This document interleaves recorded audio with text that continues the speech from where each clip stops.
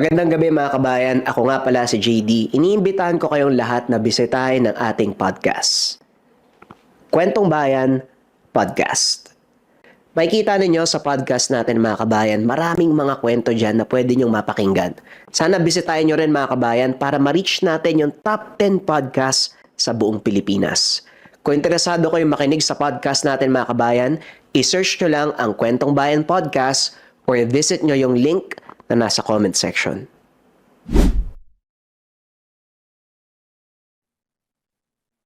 Ang kwentong ito ay hango sa totoong buhay.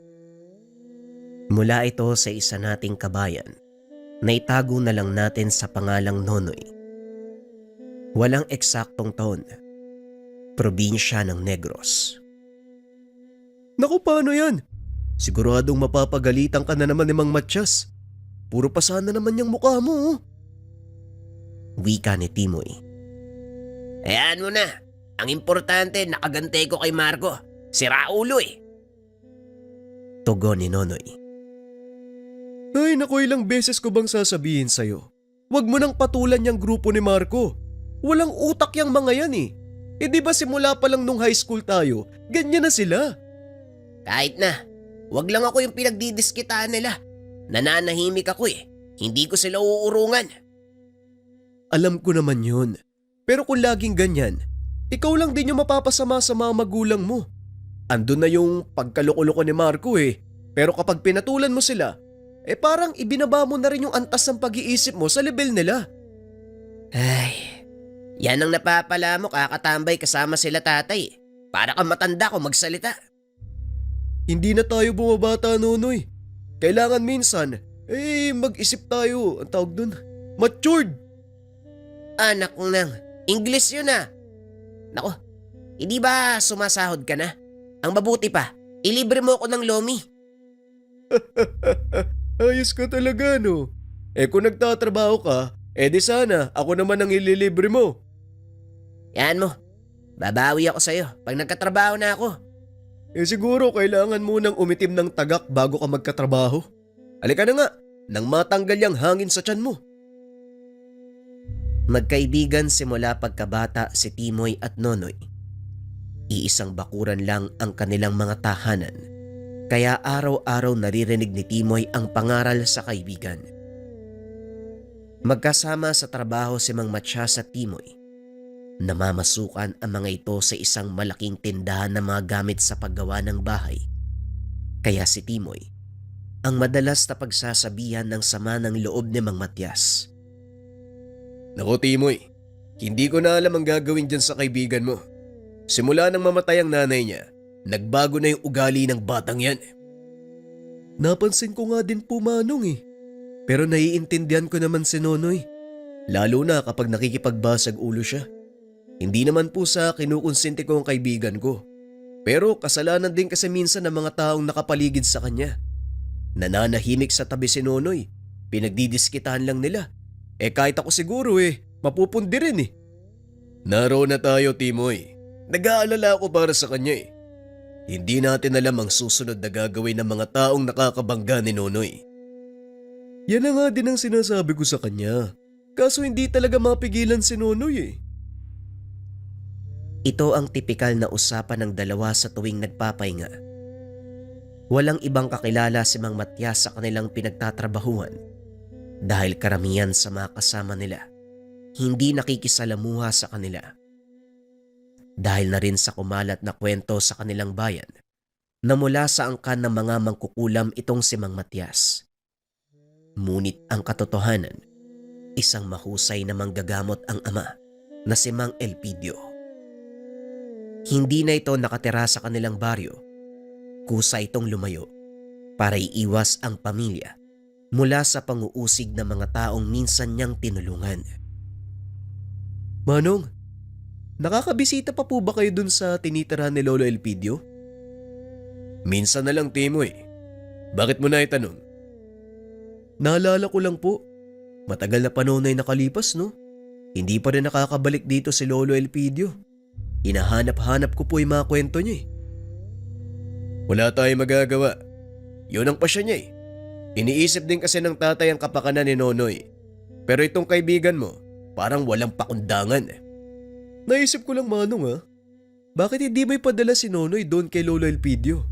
Baka sakaling matauhan siya sa mga pangaral ng matanda. Pag-uusap ng dalawa habang pauwi galing sa trabaho. Malapit na ang mga ito sa kanilang tahanan nang mapansin ni Mang Matias ang pangkat ng mga kalalakihan. Saan ba nang galing ang mga taong yan? Ngayon ko lang sila nakita dito Hindi ko rin po alam Manong. Pero sa palagay ko para mga tauhan ni Antero mga yan. Antero? Yung may-ari ng malaking pagawaan ng goma sa kabilang bayan. Ano naman yung ginagawa nila dito? Balita ko kasi, binibili ni Antero yung lupa ni Kapitan Lindo. Pero ayaw pumayag ng matanda. Ilang beses na rin silang nagpabalik-balik pero hindi pa rin nila nakukuha yung loob. Ano ba kasing meron dyan sa lupa ni Kapitan Lindo? Ang daming nagkaka-interes Usap-usapan ho kasi sa baryo na may deposito daw ng ginto sa bahaging bundok na nasasakop ni Kapitan. Yun ang pinagkaka-interesan ni Antero. Ginto? Sinong baliw yung nagpakalat nun? Kung may ginto doon, dapat kami ang unang nakatuklas. Kami ni tatay yung nagbakod sa lugar nung nandito pa siya. Kilala mo naman si tatay, di ba? Pagdating sa mga mina, matalas ang pang-amoy ng matandang yun. Oo nga po.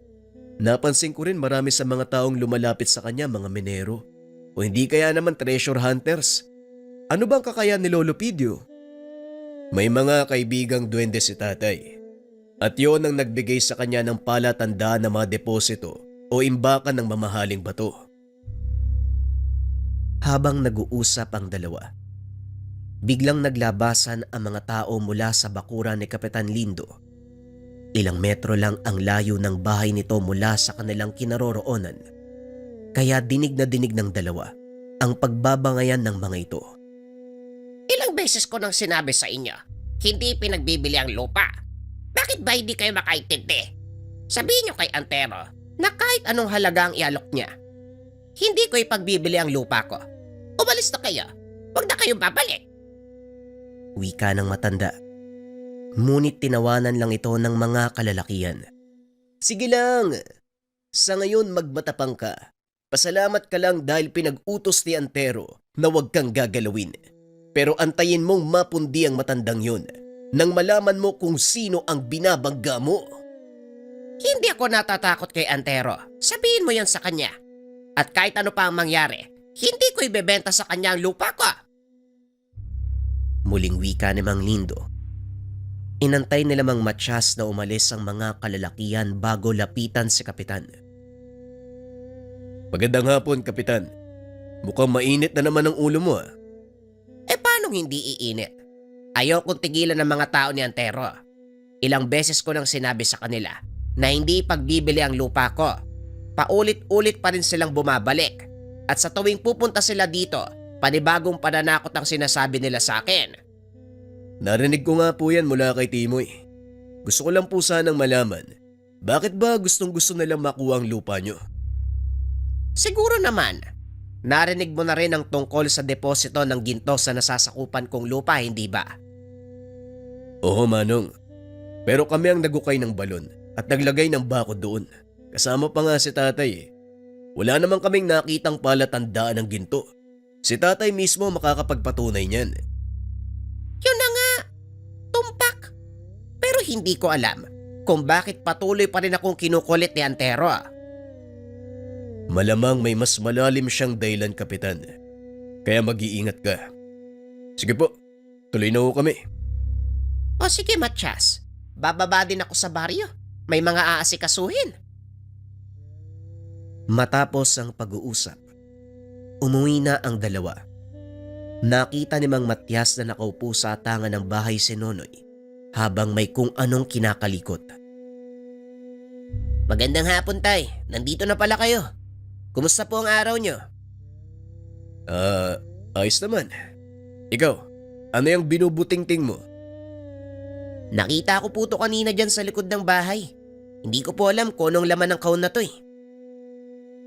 Nanlaki ang mga mata ni Mang Matias nang makita ang hawak ni Nonoy. Pagmamay-ari ng Lolo Elpidio mo yung kahon na yan. Paano yung naiwan dito? Sa pagkakatanda ko, dinala niya ang lahat ng gamit kasama yan. Hindi ko rin po alam, tay. Nakita ko lang po dyan sa kubo niya sa likod nung naglilinis ako. Nonoy, mahalaga ang laman ng kahon na yan. Ang mabuti pa itabi mo. Huwag bubuksan. Mamaya hanapin yan eh. Magalit kapag nalamang pinakailaman mo. Hindi ko nga po mabuksan eh, eto. Kayo po magtabi. Pag-uusap ng mag-ama. Binigay ni Nonoy ang kahon kay Mang Matias. Ipinagpatuloy nito ang ginagawa. Maya-maya dumating si Timoy. Nilapitan ang binata. Himala, hindi ka umalis ng bahay. Anong nakain mo, Noy? Wala akong ganang maggala sa baryo. At isa pa, gulo lang yung aabutin ko doon eh. Pag nakasalubong ko si Marco. Kaya dito na lang ako naglinis ng bakuran. Natawa pa nga sa akin si tatay eh. Sayang. Yayayain pa naman sana kitang bumaba sa baryo. Ikot tayo kahit sandali lang oh. Ikot. Ano naman yung makikita mo dun? Wala namang bago sa baryo ah. Buti sana kung sa bayan tayo pupunta. Yun, marami kang makikita. Malapit na rin kasing magdilim. Kaya alanganin ang pumunta sa bayan. Mabuti pa tulungan na nga lang kita dyan nang matapos sayang ginagawa mo. Mas mabuti pa nga. Eto, walisin mo yung mga nagkalat na dahon dun oh. Ako mag-aakot. Sisindihan ko para walang lamok. Habang nagsisiga ang dalawa, narinig ni Nonoy ang pamilyar na boses ng matanda. Nasa likod bahay sila ng mga oras na yon. Kaya dali-daling tumakbo ang binata upang salubungin ito. Ay talagang kilala mo ang boses ko, Nonoy. Nasaan ang tatay mo? Inabot ng binata ang kamay ng matanda. Nagmano ito. Kinuha ni Timoy ang dala nitong bayong. Nasa loob po nagpapahinga. Teka, gabi na. Bakit po kayo bumaba ng bundok? Ay nako, kanina pa ako umalis sa kubo. Kaso lang napadaan ako dun sa kabilang baryo. Alam mo naman, kilala ang Lolo Elpidio mo kahit saan. Kaya marami ang nagpatingin sa akin. May mga prutas at gulay na yan doon ang galing sa kanila. Tugon ng matanda habang tinuturo ang dalang bayong. Ganun po ba? Ay tara na po muna sa loob ng bahay. Siguradong matutuwa si tatay. Yun lang. Baka hindi matawa ang tatay mo sa ibabalita ko. Ano po ba ang nangyari? May sakit po ba kayo, Lolo? Hindi yon, iho. Mabuti pa pumasok na muna tayo. Timoy, sumama ka. Kailangan mong marinig ang sasabihin ko. Pumasok ang tatlo sa loob ng bahay. Napatayo sa kanahigaan si Mang Matias nang makita ang matanda. Mano po tay? Gabi na. Bakit po kayo napasugod? May mahalaga akong sadya. Lalo na kay Kapitan Lindo. Pero bago ko siya kausapin, kailangan marinig niyo muna ang lahat. Tungkol po saan yan, tay? Naalala mo ba yung ginawa nating balon? Pati na rin yung bakod na sakop sa lupay ni Lindo. Naalala ko, tay. Paano ko makakalimutan yun? Yun ang pinakamalalim na balon na nahukay ko. Yan mismo ang sadya ko dito. May mga bagay akong hindi sinabi sa inyo nung araw na natapos natin ang paghukay. Kung natatandaan mo, bumaba ako sa balon para tignan ang tuburan, hindi ba? Oo, tay. Tandang-tanda ko po yun. Pero hindi ako nakapagtanong eh. Bakit nga ba, tay? May naiwan akong maliit na kahon dito. Inilagay ko yon sa taas ng maliit na mesa. Kung napapasok yung kubo, makikita mo yon. Naalala ni Nonoy ang maliit na kahon na ibinigay sa ama. Nakita ko nga po yung kahon na yun, Lolo. Inabot ko po kay tatay. Bubuksan ko sana. Kaso ayaw bumukas eh. Ano po bang laman nun? Ang mabuti pa kunin mo, Matias, nang malaman niyo ang laman. Tumayo si Mang Matias. Kinuha ang kahon sa silid. Inabot ito kay Mang Elpidio. Nagtataka nga po ako kung bakit niyo iniwan ang kahon na yan. Alam kong mahalaga ang lahat ng mga gamit niyo.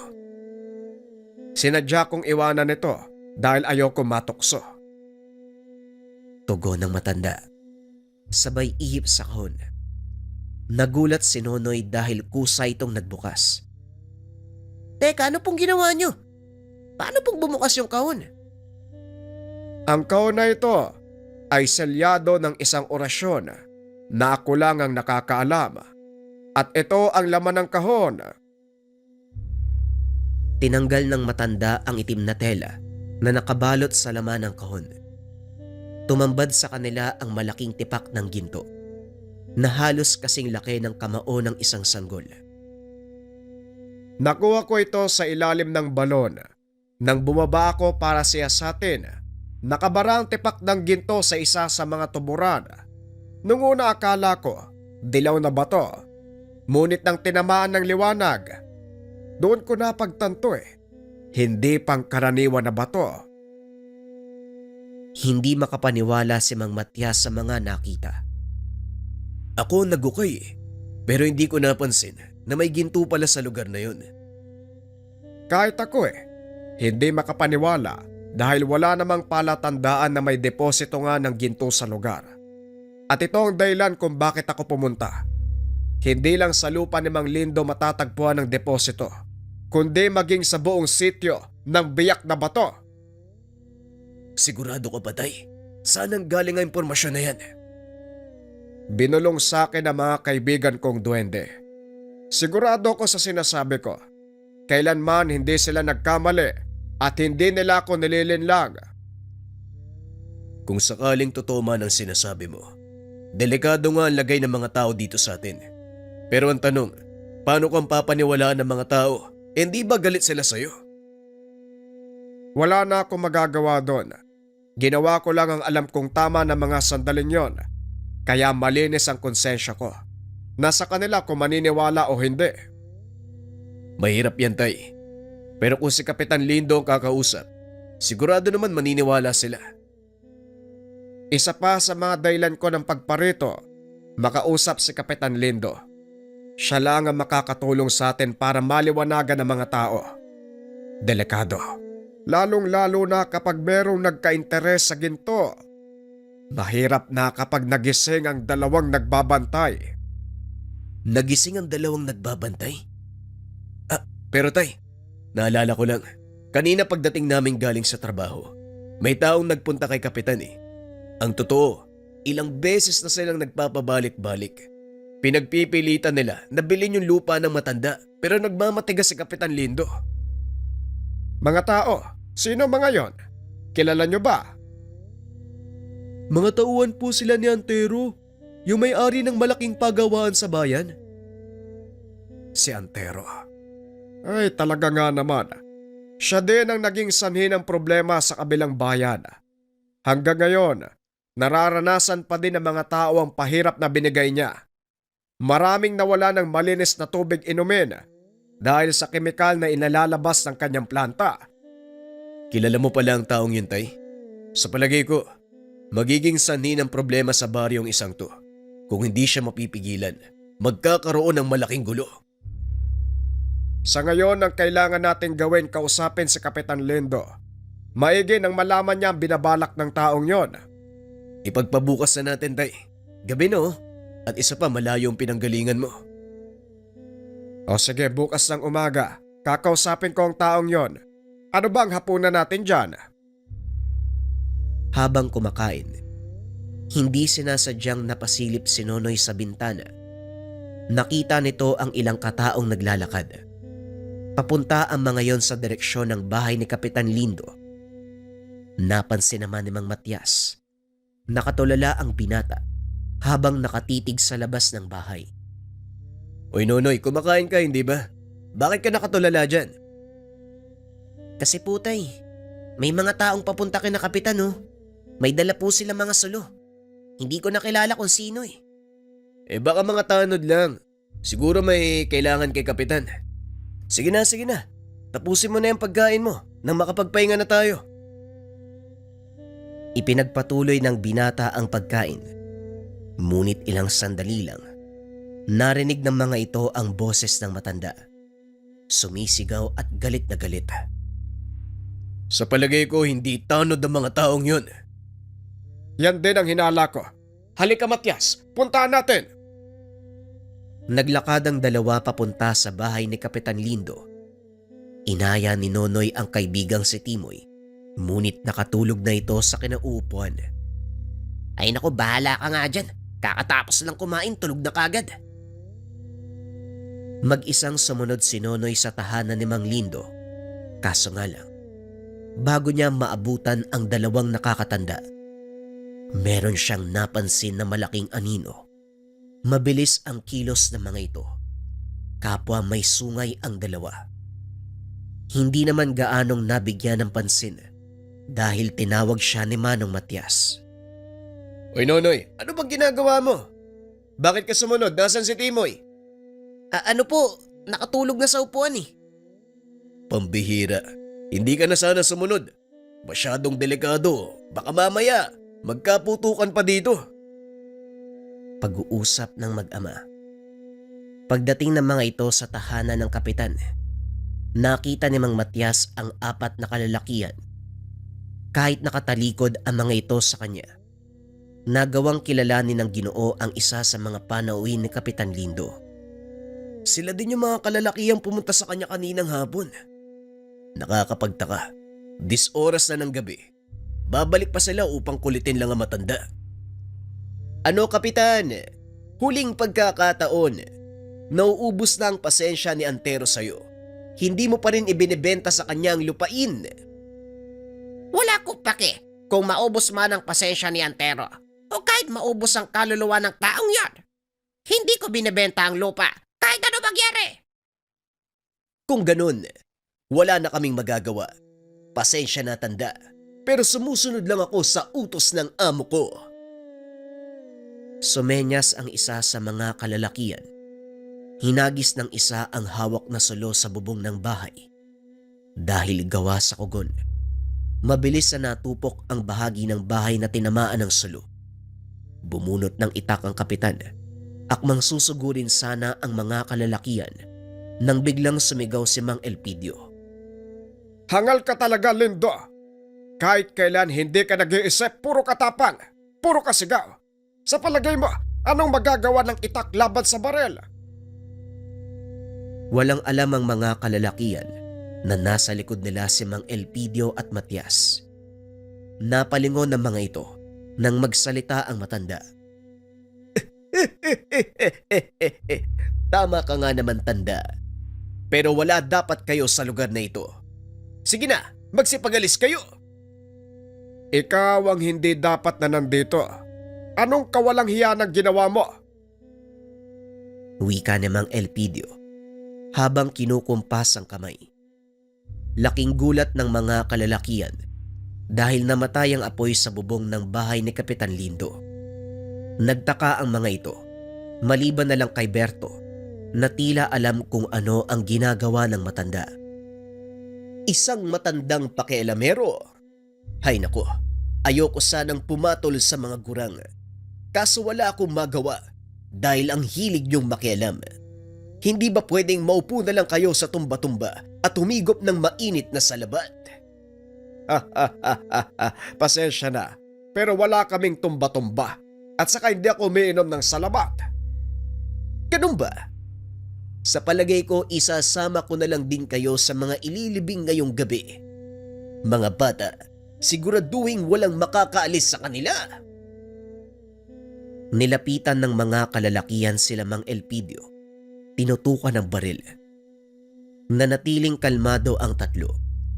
Inutusan ni Matyas si Nonoy na umatras ng kaunti dahil alam nito na may gagawin ang matanda. Sigurado ba kayo na ito ang gusto nyo? Aba't mayabang kang matanda ka? Oo, ito ang gusto namin. At sisiguraduhin kong 6 na talampakan ng lupa ang itatambak ko sa katawan mo mamaya. Hindi naman pagmamayabang ang magtanong, hindi ba? Bueno, kung ito ang gusto nyo, yan ang ibibigay ko. Tumalikod ang matanda. Naupo sa lupa. Sabay hampas ng 3 beses ng tungkod sa lupa. Ilang segundo lang yumanig ang paligid. Naglabasan ang dalawang uri ng nilalang sa lupa. Ang mabuti pa dumapa kayo para hindi kayo makita ng dalawa. Dali-daling dumapa ang mag-ama. Habang si Mang Elpidio may kung anong ginuguhit sa lupa. Dahil sa takot napadapa na din si Kapitan Lindo. Walang tigil namang pinagbababaril ng mga kalalakian ang nilalang na tinawag ni Mang Elpidio. Ang wangis na mga ito, isang uri ng kalabaw, pero ang katawan ay sa tao. Ito rin yung dalawang anino na nakita ni Nonoy kanina. Mukhang alam ko na kung sino ka, tanda. Ikaw nga si Elpidio, ang kilalang manggagaway sa baryong Biak na Bato. Nakakapagtaka, kahit ilang ulit ng itaboy ng mga kababaryo mo, nandito ka pa din. Ang kapal ng apog mong matanda ka, matapos mong patayin ang isang buong pamilya. Ganun ba? Mali ang nakarating sa iyong kwento. Hindi ako pinalayas, kusa akong umalis. Dahil ayoko magdulot ng kaguluhan sa sarili kong baryo. May dahilan kung bakit ko pinatay ang pamilyang yon. Dahilan? Alin? Yung sinasabi mong mga aswang sila. Kalokohan. Walang ibang aswang sa baryong ito kung hindi ako. Kaya pasensya na. Alam mo na ang sekreto ko. Hindi na kita papatagalin pa. Hindi ako natatakot sa iyo. At sa palagay ko, ikaw ang hindi magtatagal. Sinugod ng lalaki si Mang Elpidio. Hindi pa man ito nakakalapit sa kanya. Hinambalo siya ng isa sa mga higanting nilalang. Tuluyan siyang napadapa sa lupa. Paulit-ulit inaatake ng nilalang. Maging ang ibang mga kasama nito, nilamon ng dalawang nilalang na mukhang kalabaw, pero ang katawan ay sa tao.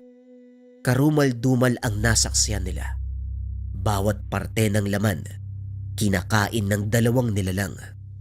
Bago tuluyang mamatay, nag-iwan ng babala si Berto. Walang yakang matanda ka. Sa oras na malaman ni Antero ang ginawa mo sa akin, siguradong malilintikan ka. Yun nga ang inaantay ko eh. Tignan natin kung anong gagawin ni Antero sa oras na malaman niyang ako ang pumatay sa'yo. Matapos itong sabihin ng Mang Elpidio, muling sumugod ang nilalang. Walang pagdadalawang isip na binali ang ulo ng kalaban. Nilingon ni Mang Elpidio si Matias. Inutusang dali ng katawan ng lalaki sa harapan ng bahay ni Antero. Nababaliw ka na ba, tay? Bakit naman namin gagawin yun? At isa pa, hindi ko alam kung nasaan ang bahay ng Antero na yan. Pinakamayamang tao sa bayan si Antero. Natural siya nagmamay-ari ng pinakamalaki at pinakamagarang mansyon sa lugar. Yon ang hanapin nyo. Nang gabing iyon, kinarga ng mag-ama ang katawan ng lalaki sa karo, dinala sa bayan. Mabuti na lang at wala ng tao sa labas, kaya hindi sila napansin. Tinakpan din ng mga ginapas na dayami ang katawan ng lalaki upang itago ito. Nang makarating sa bahay ni Antero, kagad nilang ibinaba ang bangkay. Ngayon tignan natin kung ano magagawa ng Antero na yan. Halika na, nagawa na natin ang pakay dito. Balikan na natin si Kapitan. Siguro hanggang ngayon, tulala pa din ang taong yon. Lolo naman, ikaw ba naman yung makakita ng dalawang kalabaw tapos yung katawan sa tao eh? Hindi ka ba matatakot? Nararapat lang ang nangyari sa mga perwisyo. Nagkamali sila ng baryong papasukin. Pagdating sa tahanan ni Kapitan Lindo, nakaupo ito sa atangan. Naroon na din si Timoy. Tinutulungan ang matanda na ayusin ang mga nagkalat na gamit. Kumusta ang pakiramdam mo, Lindo? Maayos naman, Manong. Kaso itong bahay ko, sinira ng mga lintik. May mangyayari pang mas malaking gulo. Sa mga sandaling ito, siguradong nagkakagulo sa bahay ni Antero. Malalaman niya kung sino ang responsable sa pagkamatay ng tauhan niya. Anong balak mong gawin ngayon? Kung tatanungin mo, handa ko ipaglaban ng patayan ng aking baryo at lupain. Dito na ako lumaki at tumanda. Hindi ako papayag na sirain nila ang tahanan ko. Gaya ng dati, Lindo, ako na ang bahala. Tay, sigurado ka ba? Baka lalo lang magalit sa'yo mga tao. Magalit sila kung magagalit. Mahihimasmasan din ang mga yan sa oras na malaman nila na para sa kabutihan ang ginagawa ko. Ilang araw ang nakalipas. Wala namang nangyaring kakaiba. Wala ring balita mula sa panig ni Antero. Patuloy sa pagtatrabaho sina Matias at Timoy. Ngunit isang hapon, habang kumukubra ng sahod, sinabihan sila ng pamunuan na huling araw na nila yon dahil inutos ng may-ari na tanggalin sila sa trabaho. Naku naman kung kailang kailangan ko ng pera, saka naman tayo tinanggal. Ano kaya ang problema? May ideya ka ba, Manong Matias? Hindi ko rin alam, Timoy. Pero inala ko, may kinalaman ito sa nangyari nung nakaraang araw. Matapos kunin ang sahod, kagad umuwi ang dalawa. Kapwa tahimik ang mga ito habang naglalakad. Nang makasalubong nila ang isa sa mga bisora na pinagtatrabahuhan. Malapit ito kay Mang Matias, kaya naman humingi siya ng paumanhin sa nangyari. Pasensya ka na, Mang Matias, ha. Wala din ako magagawa eh. Desisyon ng bagong may-ari ng tindahan. Empleyado lang ako. Bago may-ari? Ano ibig mong sabihin? Hindi mo ba alam? Nabili ni Antero ang tindahan pinagtatrabahuan natin. Pinagtatanggal ang mga empleyadong hindi niya nagugustuhan. Sinasabi ko na nga ba? Hayaan mo na. Wala kang dapat alalahanin. Naiintindihan namin. Matapos ang pag-uusap, nagpaalam na ang bisora. Sinabi ni Mang Matias kay Mang Elpidio ang nangyari. Lalong nagalit ang matanda. Napakawalang hiya talaga ng Anterong yan. Palikod kong tumira. Baka mamaya magulat na lang tayo. Siya na nagmamay-ari ng lupain sa buong baryo. Hindi malayong mangyari yan, Tay. Alam natin ang binabalak niya. Gagawin niya ang lahat para may sa katuparan nito. Huwag lang siyang magkakamaling tumungtong sa bakuran natin. Dahil talagang sasamain siya. Naupo lang sa sulok si Timoy habang nakikinig sa mga nakakatanda. Ilang sandali pa dumating si Nonoy. Oh, bakit parang pinagsakluban ka ng langit? Ano nangyari sa'yo? Wala na kaming trabaho ng tatay mo, Noy. Tinanggal kami kaninang hapon. Oh, bakit kayo tinanggal? Bago daw kasi may-ari. Nagbawas ng tao. Bago may-ari. Sino? Si Antero. Siya na yung may-ari ng tindahan. Ay naku, talaga nga naman Dali-daling pinunta ng binata ang ama. Kinumpirma ang sinabi ni Timoy. Lalong nagalit si Nonoy nang sabihin ni Mang Matias na totoo ang balita. Kinabukasan nagpunta sa bayan ang dalawang binata. Sinamahan ni Nonoy ang kaibigang maghanap ng bagong mapapasukan. Ngunit sa kasamaang palad, wala itong makita. Lahat ng nilalapitan ni Timoy ay tumatanggi kahit pa may bakanteng trabaho. Ano ba naman yan, Noy? Wala akong mahanap na trabaho. May balat kaya ata sa puti. Kita mo to, ikaw na nga yung sinasamahan, pinagbibintangan mo pa ako. Ayos ka din, ah. Biro lang, ito naman masyadong seryoso. Halika, kain tayo merienda. Tapos uwi na tayo. Yan ang gusto ko sa'yo. Sige, doon tayo magmerienda sa panaderya. Masarap yung bagong gawang pandikoko. Habang kumakain ang dalawa, nakita ni Nonoy si Marco. Napansin din siya nito. Ngunit imbis na lapitan, ngumiti lang ito ng nakakaloko. Tignan mo tong mokong na to. Makatingin akala mo, nabili niya yung buong bayan. Hayaan mo na. May malaki tayong problema. Nagpatuloy sa pagkain ng dalawa. Nang matapos ay nagpasya ang mga ito na umuwi. Habang naglalakad, muli nilang nakita si Marco at ang mga kasama nito. Laking pagtataka ng binata dahil papunta ang mga ito sa direksyon ng kanilang tahanan. Aba, tingnan mo, hindi ba sina Marco yan? Sino kaya yung sadya nila sa atin? Hindi sa atin, Noy. Kundi kay Kapitan. Dumiretso ang pangkat nila Marco patungo sa tahanan ni Kapitan Lindo. Dali-dali namang sinundan ng dalawa ang mga ito. Timoy, umuwi ka muna sa bahay. Sabihan mo si Lolo Elpidio, pati si Mang Matias. Dali-daling umuwi ng tahanan si Timoy. Si Marco, yung palagi nakakabangga ni Nonoy. Ano yung gagawin nila sa bahay ni Kapitan? Yan nga din po yung balak alamin ni Nonoy. Naroon siya ngayon eh. Minamatyagan yung kilos ni na Marco. Ang mabuti pa, puntahan natin si Kapitan at...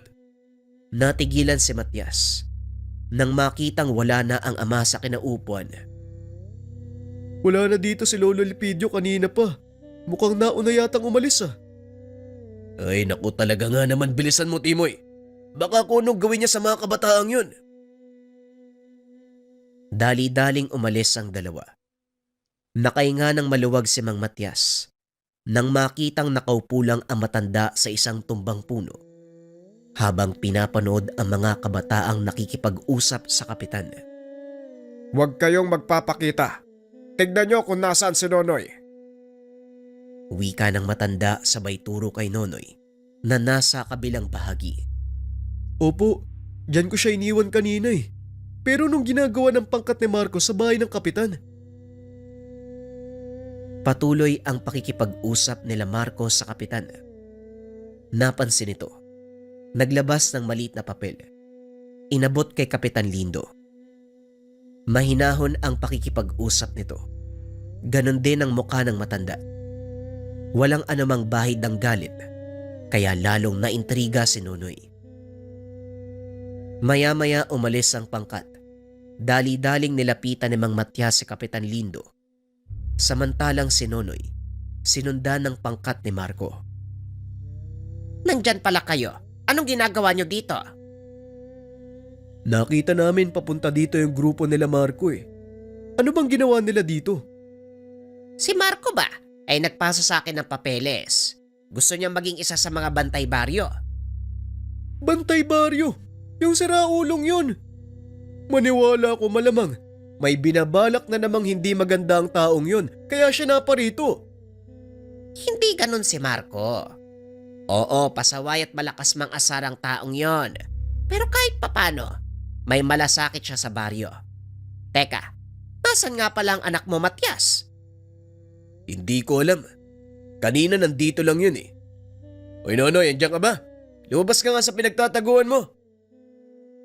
Wika ni Mang Matias. Kaso nga lang walang sumasagot. Mukhang sinundan ni Nonoy yung pangkat ni Marco ah. Naku, baka lalong magkagulo. Sandali lang Manong ah. Susubukan kong humabol para pigilan siya. Mabilis na umalis si Timoy. Sinundan ng kaibigan. Naabutan nito ang grupo ni Marco. Ngunit wala doon si Nonoy. Marco, sandali lang. Nakita mo ba si Nonoy? Mukha bang magkasundo kami ng kaibigan mo? At saka bakit mo siya hinahanap sa akin? Wala naman. Sige, babalik na lang ako. Dahil hindi mahanap ang kaibigan, umuwi si Timoy. Laking gulat nito nang biglang may humila sa kanya papunta sa gilid ng daan.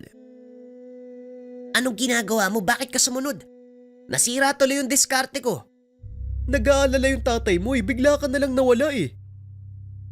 Hindi na ako nagsabi sa kanila dahil alam kong hindi papayag si tatay. Pero gusto kong malaman kung anong pakay ni Marco kay Kapitan Lindo. Ang sabi ni Kapitan, nagpasa daw ng mga papeles eh. Gusto ni Marco na maging bantay baryo. Naniwala ka naman. Kung sakaling totoo yan, bakit siya mag-aaksaya ng panahon para sa ganung uri ng trabaho? Yan din yung gusto kong malaman eh. Eh nandito na tayo, sundan na lang natin. Yun na nga ang ginagawa ko bago ka dumating, di ba? Eh pasensya na Nonoy, halika na, sundan na natin. Bago pa sila makalayo ng husto. Sinundan ng mga ito ang pangkat. Hanggang sa makarating sa kabisera. Pumasok ang pangkat sa lumang kubo kung saan laging nakatambay. Doon ipinagpatuloy ang usapan. Alam niyo ba, kapag naprobahan ang pagiging bantay baryo, lahat ng mga gusto nating gawin, magagawa natin ng walang sino man ang sisita. Kawawang kapitan. Wala man lang kaalam-alam. Wika ni Marco. Nanatili pa ang dalawa upang marinig ang pag-uusap ng pangkat. Ngunit paulit-ulit lang ang pinag-uusapan ng mga ito. Kaya nagpa siya si Nonoy na umuwi. Ngunit akmang aalis na ang dalawa nang biglang makita ang isang magarang sasakyan papasok sa loob ng bakuran ng lumang kubo. Nanlaki ang mga mata ni Nonoy dahil kilala nito kung sino ang bumaba mula sa sasakyan. Marco, nasa na ang pinagmamayabang yung resulta? Wika ni Antero. Malapit ko nang makuha ang loob ng matanda. Alam mo bang delikadong makita kang kasama ko? Wala akong kinakatakutan. Ano naman kung mambabara nga ang taong yon? Sabi-sabi lang yon, Marco. Kaya huwag kang mag-alala. Walang gagalaw sa atin. Gawin mo lang ang mga pinapagawa ko. Nang sa ganon wala tayong maging problema. Eto ang paunang bayad. Ikaw nang bahala sa mga kasama mo. Ayos. Salamat, Tio Antero. Ako nang bahala sa mga tropa ko. Mag-iingat ka sa pag-uwi. Wala ka naman, Marco. Gaya ng sinabi ko sa'yo, maging masunurin ka lang. Ako nang bahala sa'yo. Nagulat si Nonoy nang malamang pamangkin ni Antero si Marco. Matapos makipag-usap sa pangkat, dali-dali itong umalis. Naiwan sina Marco at ang mga kasama nito. Pinaghatian ang binigay na pera ni Antero. Marami pang ganyan at hindi lang yan ang matatanggap ninyo. Basta sundin nyo lang ang mga sinasabi ko. At kung ano ang pinapagawa ni Tio Antero, wala tayong magiging problema. Palagi pang busog ang bulsa nyo. Wika ni Marco. Ilang sandali pa nagpa siya ang grupo na umalis sa lugar. Hindi napansin ng mga ito si Nonoy na nakatayo lang sa gilid. Kaya naman pala halang ang bituka. May pinagmanahan. Hindi na ako magtataka. Isang araw susundan niyan yung yabag ni Antero. Tara, mukhang wala naman tayong mapapala dito. Umuwi na ang dalawa. Sinabi kay Mang Matsyasang nalaman. Maging ito ay nagulat nang mapag-alamang pamangkin ni Antero si Marco. Ang mabuti pa, iwasan mo na lang ang grupo nila Nonoy. Mahirap na. Baka kung ano pang gawin nila sa'yo eh. Malakas na ang loob ng mga yan dahil protektado sila ni Antero. Kaya ikaw na ang umiwas. Sisikapin ko pong umiwas sa kanila hanggat makakaya. Pero pag nasagad ang pasensya ko, hindi ako mangangako na hindi magkakaroon ng gulo.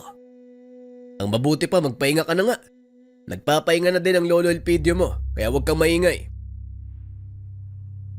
Kinabukasan maagang umalis si Mang Matyas at Timoy dahil nakahanap na ito ng mapapasukan sa bayan. Sa pagkakataong ito, isinama nila si Nonoy dahil maraming tao ang kakailanganin. Tay, maiwan ka muna dito sa bahay ha. May trabaho kasi ako sa bayan eh. Kasama ko si Nonoy. Huwag mo kong alalahanin. Ako nang bahala dito. Sige na, mag-iingat kayo. Salamat tay. Mauna na po kami. Pag-uusap ng mag-ama. Kakaalis lang ng dalawa nang dumating si Kapitan Lindo. Magandang umaga, Elpidio. Maaari bang tignan mo ang papel na ito? Ibinigay ng pamangkin ni Antero sa akin. May mga nakasulat. Hindi ko maintindihan. O sige, Natigilan ang matanda nang makita ang mga katagang nakasulat sa maliit na papel. Bakit, Elpidio? Anong nangyari? Bakit hindi ka makapagsalita? Hindi ako maaaring magkamali. Ang mga nakasulat sa papel na ito, isang uri ng orasyon. Binasa mo ba, Lindo? Magsabi ka ng totoo. Oo, binasa ko. Pero wala akong maintindihan. Ano bang meron sa orasyon na yan? Aswang ang taong nag-abot sa'yo. Minarkahan ka. Anumang oras, maaari kang atake ng nilalang na yon. Sunugin natin yung papel. Kahit ano pang gawin mong pagsunog sa papel, dahil nabasa mo na ang orasyon, hindi na mawawala ang bisa nito. Ibig sabihin nakakapit na sa kaluluwa mo ang marka ng isang aswang. Anong gagawin ko, Elpidio? Hindi naman sa natatakot ako. Pero ang inaalala ko, yung tao sa bahay. Nandyan pa naman ang apo ko. 5 buwang gulang pa lang na sanggol. Anong sinabi mo? May sanggol sa bahay mo, nababaliw ka na ba, Lindo? Alam mong nasa panganib ang buhay mo simula pa lang. Bakit mo inayaang magpunta ang mga anak mo kasama ang sanggol? Wala naman ako magagawa. Bigla silang sumulpot. Alangan ipagtabuyan ko. Oo, naroon na tayo. Pero sana, isaalang-alang mo din ang kaligtasan nila. Masyadong mapanganib para sa mga anak mo, lalo na sa sanggol. Hindi na pangkaraniwang tawang kalaban dito, Lindo. Kung si Antero nagbigay sa'yo ng papel na yan, iisa lang ang ibig sabihin. May koneksyon sa mga taong naglalagay ng kapangyarihang itim ang taong yon. Ngayon anong balak mong gawin, Elpidio? Pasensya na. Ako ang kapitan, pero parang ako ang palaging humihingi ng tulog. Hindi naman ibig sabihin na kapitan ka, marami kang nalalaman. May mga desisyon na kung minsan kailangan mong sumangguni sa iba para mapag-isipan ng mabuti. Huwag kang mag-alala. May naisip na akong paraan. Ako nang bahala, Lindo. Halika, gusto kong makita ang mga anak at apo mo. Sinama ni Kapitan Lindo ang matanda sa tahanan upang makita ang mga anak nito. Kung hindi nyo na itatanong, si Mang Elpidio ang nilalapitan ni Kapitan Lindo sa tuwing magkakasakit ang kanyang mga anak at tanging ang matanda lang ang nakakapagpagaling dito. Nagulat ang mga anak ni Kapitan Lindo nang makita si Mang Elpidio. Dito napatunayan ng matanda na hindi lahat ng tao sa baryo ay galit sa kanya. Nakipagkumustahan ng mga ito sa matanda at nakipag-usap. Sinabi din ni Mang Elpidio ang lahat. Inusala ng proteksyon ng sanggol dahil alam niyang ito ang unang pupunteryahin ng mga aswang kung sakaling sumalakay. Binigyan din ni Mang Elpidio ng ilang pangontra at habak ang anak ni Kapitan Lindo. Samantala, magkasamang nagtatrabaho ang mag-ama sa isang bagsakan ng gulay sa palengke. Hindi taga doon sa bayan ang may-ari, ngunit kilala ito ni Mang Matias, kaya mabilis silang nakapasok. Mabuti pa tong kaibigan nyo, Manong. Hindi tayo tinanggihan. Halos lahat ng mga nandito, ayaw tayong tanggapin sa trabaho eh. Mabuting tao kasi itong si paring Joel. Kahit hindi taga dito sa bayan, may malasakit siya sa kapwa. Alam niya kung gaano kahirap mawalan ng trabaho. Kaya kung hindi mo napapansin, halos lahat ng mga kargador niya ay dating pariwara. Kilala ko ang ilan sa mga yan eh. Dating mga tambay. Walang ginawa kundi magbasag ulo. Pero hindi naman kaya mapahamak ang kaibigan mo nito, Manong? Magtiwala ka, Timoy. Hindi mapapahamak si paring Joel. At sa kasino naman ang gagalaw sa kanya? Hindi mo ba nakikita yung mga malalaking tao na yan? Lahat sila. Kaligtasan ni paring Joel ang prioridad. Kung sa bagay. Marami namang tauhan niyang si Mang Joel. Pero ano naman yung magagawa ng kaibigan niyo kung mga taong gaya ni Antero ang makakarap? Hindi basta-basta si Joel. Sigurado kung hindi siya gagalawin ni Antero. Sige na, bilisan nyo nang tapusin niya mga kaing nang makalarga na tong truck pabalik sa bayan. Pagsapit ng hapon, natapos na nila Nonoy at Timoy ang lahat ng mga trabaho. Nagpaalam na ang mga ito na uuwi. Pagod na pagod ang tatlo nang dumating sa tahanan. Naabutan pa ng mga ito si Lolo Elpidio na naghahain ng pagkain. Aba, Saan ang galing tong mga ulam, tay? Kay Kapitan Lindo. Nandyan ang mga anak niya kaya nagluto sila. Binigyan tayo. Kaya pala mamaya Nonoy, Matias, maaari bang doon muna tayo matulog sa tahanan ni Kapitan? Bakit naman po, tay? May sarili naman tayong bahay ah. May ibinigay na papel si Lindo sa akin at nalaman kong orasyong pangmarka yon ng isang aswang. Minarkahan si Lindo at paniguradong maging ang mga anak niya, markado na din. Delikado ang lagay nila, lalo pat may sanggol sa kanilang tahanan. O sige, walang problema. Pero ano pong gagawin niyo kung sakali?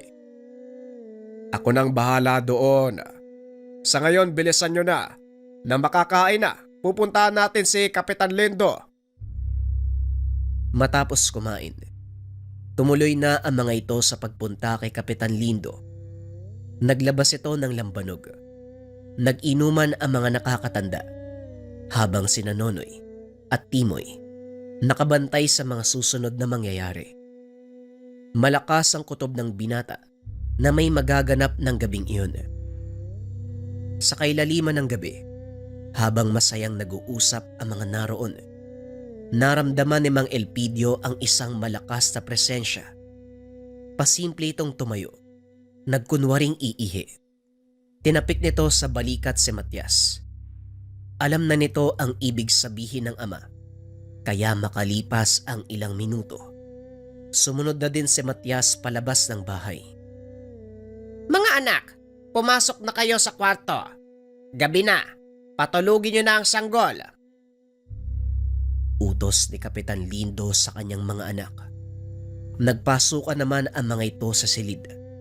Samantalang nakaidlip na si Nonoy nang mapansin itong biglang tumahimik sa loob ng tahanan. Ano kayang nangyayari? Bakit tumahimik si na tatay? Naku, baka lasing na. Hindi. Tignan mo si Lolo Elpidio. Papunta dito oh. Nakasunod si tatay at kapitan. Ano kaya nangyari? Maya-maya ay nakalapit na sa kanila ang matanda. Sinabihan ng mga ito na sila ang magbabantay ng bahay. Manatili kayo sa atangan ng bahay, Nonoy. Hawakan niyo ang garapon ng asin at isang bote ng langis. Para saan po tong langis, Lolo? Alam ko po, asin ang para sa mga aswang eh. Pangontra sa mga aswang ang langis na yan. Sa oras na dumating sila, kagad yung malalaman dahil kukulo ang laman ng bote. Ilang sandali nga, nagsimulang kumulo ang langis. Lalong lumakas ang enerhiyang nararamdaman ni Mang Elpidio. Mukhang nandito na sila, Lolo. Ano pong gagawin natin? Manatili kayo dyan sa atangan. Huwag kayong aalis. Matias, doon ka sa likod ng bahay. Lindo, manatili ka sa tabi ko. Habang nagsasalita ang matanda, isang figura ang nagpakita. Naglakad ito papunta sa kanilang kinakatayuan, ngunit hindi magawang lumapit ng husto dahil na rin sa malakas na bakod na inilagay ng matanda. Sinasabi ko na nga ba? Mang Elpidio na naman. Mabuti at nagkita tayo dito. Hindi na ako mahihirapang hanapin ka kung saan. Alam ko na ang dahilan kung bakit ka nandito. Siguro nakita mo na ang ginawa ko sa tauhan mo. Oo, alam kong ikaw ang may gawa nun. Pero tignan natin kung hanggang saan ang husay mo, tanda. Hindi mo pa nga ako kilala. Pero ikaw, kilalang kilala ko, Antero. Ikaw ang nag-iisang anak ni Alpon, ang aswang na pinatay ko, na naging dahilan kung bakit nagalit sa akin ang mga tao. Ikaw din ang nagpakalat ng maling balita tungkol sa akin upang pagtakpan ang katauhan ng iyong ama. Oo, at ang lahat ng nangyari dito ay gawa mo. Gawa ko o bunga ng pag-iigante mo. Huwag mong baliktarin ang mga nangyari, Antero, dahil kahit anong gawin mo, lalabas ang katotohanan. Wala nang lalabas sa katotohanan dahil sisiguraduhin ko lahat kayong nandito ngayong gabi magiging hapunan na makasama ko. Naglabasan mula sa paligid ang napakaraming nilalang. Napalibutan ang buong bakuran. Ngunit hindi nila magawang pasukin ang depensang ginawa ni Mang Elpidio. Hindi ka makakapasok sa bakuran. Kung ako sa'yo, umalis ka na lang. Aalis. Sa palagay mo, ganun lang kadali ang bagay na yon. Ito ang pinaka-inaantay ko. Alam mo bang sinadya kong gumawa ng kaguluhan sa pamamagitan ng pagbabanta sa kawawang kapitan na aagawin ko ang kanyang lupain para lumabas ka? Sinasabi ko na nga ba, walang kinalaman ng gintong nakuha namin sa balon. Ako ang totoo mong pakay. Simula nang patayin ko ang ama mo. Tama na ang satsat. Alam kong may kahinaan ang depensa mo at alam ko na hindi mo masasakop ang kalangitan. Napatingala si Mang Elpidio. Nakita ang mga nilalang na bumubulusok. Dali-daling naglabas ng patalimang matanda. Nag-usan ng dasal sa kanyang palad. Sinugatan at inilapat sa lupa. Maging ang tungkod nito ay ilang ulit na hinampas sa lupa. Nagbulong ng mga orasyon. Isa-isang naglabasan ang mga baging na bumalot sa buong tahanan. Hindi nagawang makapasok ng mga lumilipad na nilalang, kaya ang sinugod ng mga ito ay si Mang Matias. Kahit papano, meron siyang karanasan sa pakikipaglaban dahil noon pa man, palagi na itong kasama ni Mang Elpidio sa pakikipaglaban. Dinampot ni Mang Matias ang mga nakalapag na sibat. Binato ang papasugod na nilalang. Isa-isang nagbagsakan. Matapos ay kinuha ang buntot pagi sa kanyang likuran. Pinagahampas ang mga bumagsak na nilalang. Nakatingin lang si Antero habang hinahataw ni Mang Matias ang mga kasamahan. Nakalimutan kong sabihin, mahusay din palang makipaglaban ng anak kong si Matias. Baka walagya kayo! Galit na galit si Antero ng mga oras na yon habang patuloy na inaasar ni Mang Elpidio. Si Nanonoy naman, iniintay ang susunod na gagawin ng matanda. Panahon na para tapusin ang laban. Ibinaba ni Mang Elpidio ang depensa, dahilan para makapasok ang mga aswang. Hindi pa man nakakalapit ang mga ito. Naglabasan ang mga ugat sa puno. Pinaglilingkis ang mga aswang. Kasunod nito, mula sa madilim na bahagi ng lugar, lumabas ang dalawang napakalaking nilalang. Ang kalabaw na merong katawan ng tao. Lahat ng aswang na nakalingkis. Walang pagdadalawang isip na binabali ang katawan. Tinatanggalan ng ulo. Kinakain ang laman. Hindi makapaniwala si Antero na nagawang ubusin ng matanda ang kanyang mga kasama sa isang iglap. Hindi mo nga ako talaga kilala, Antero. Sana man lang inisip mo kung paano kong napatayang yung ama.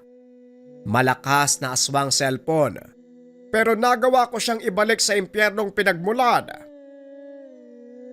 Hindi na nagsalita pa si Antero. Kagad nitong sinugod si Mang Elpidio. Nakipagbuno ang matanda. Hindi makapaniwala si Nonoy sa lakas na ipinapakita nito. Nasipat din ito si Marco sa sulok. Ngunit salip na tumulong, tumakbo palayo ang binata. Ubod talaga ng duwag yung taong yun ah. Hayaan mo na siya, mabuti pa. Alam nating bag din ang buntot niya. Ibinaling ng dalawa ang atensyon kay Mang Elpidio at Antero. Malakas na palitan ng suntok ang ginagawa ng dalawa. Halos patas ang kanilang laban, maging ang dalawang higanteng nilalang. Pinapanood lamang ang laban ng dalawang matanda. Kaso nga lang, sa isang maling kilos ni Antero, nagwakas ang kanilang laban. Sinubukan nitong gamitan ng tigalpo si Mang Elpidio. Kaso nga lang hindi tumalab. Nang gumante ang matanda, hindi na ito nakagalaw. Hindi mo sinabing batuan pala ng Tigalpo ang gusto mong laban. Pasensya na bilang manggagaway. Ang pagbabato ng mga Tigalpo ang pinakalakas ko. Nakataas ang kamay ni Mang Elpidio na parang sinasakal si Antero. Mahigit 2 dipa ang layo ng matanda sa kanya, ngunit nagagawa niya itong saktan. Hindi pa rin magawang kontrahin ni Antero ang Tigalpo ni Mang Elpidio hanggang sa nagbalik ito sa anyong tao. Dito na magwawakas ang saling lahi ng iyong ama. Sayang lang, ginamit niyo ang kapangyarihan sa panglalamang. Biglang kinuyom ni Mang Elpidio ang kamao. Nabali ang liig ni Antero. Kagad kumilos ang 2 nilalang. Mula sa kamay at paa, hinila ng 2 nilalang ang katawan. Nabali ito sa 2. Walang pagdadalawang isip na kinain. Dito na nagwakas ang buhay ng isang gamang aswang. Sinayang ni Antero ang kanyang pagkakataon sa paghiganti. Nabalot ng galit ang taong ito na naig ang paghiganti hanggang sa tuluyang lamunin ang kadilema ng kanyang puso. Matapos ang kaganapang iyon, nagbalik na sa ayos ang lahat. Gamit ang kakayahan ni Mang Elpidio na magbura ng alaala, tinanggal nito sa isipan ng mga anak ni Kapitan Lindo ang kaganapan. Naibalik din sa dating may-ari ang mga nabiling ari-arian ni Antero at muling nagkaroon ng kaayusan sa lugar. Naglaho na lang din sa isip ng mga tao ang usapin tungkol sa gintong natagpuan sa balon ni Kapitan Lindo. Minabuti nila na wag itong ilantad para mapangalagaan ang lugar. Muling bumalik sa kabundukan si Mang Elpidio. Ngunit paminsan-minsan, umuwi ito sa kanilang tahanan at sa tulong ni Kapitan Lindo, naunawaan ng mga tao ang lahat ng nangyari sa matanda. Muli itong tinanggap, pero nanatili pa rin sa kabundukan si Mang Elpidio. Mas gusto ang payapang buhay kasama ang 2 gabay na mga palaw. Magandang gabi mga kabayan, ako nga pala si JD. Iniimbitahan ko kayong lahat na bisitahin ng ating podcast. Kwentong Bayan Podcast. Makikita ninyo sa podcast natin mga kabayan, maraming mga kwento dyan na pwede nyong mapakinggan. Sana bisitahin nyo rin mga kabayan para ma-reach natin yung top 10 podcast sa buong Pilipinas. Kung interesado kayong makinig sa podcast natin mga kabayan, i-search nyo lang ang Kwentong Bayan Podcast or visit nyo yung link na nasa comment section.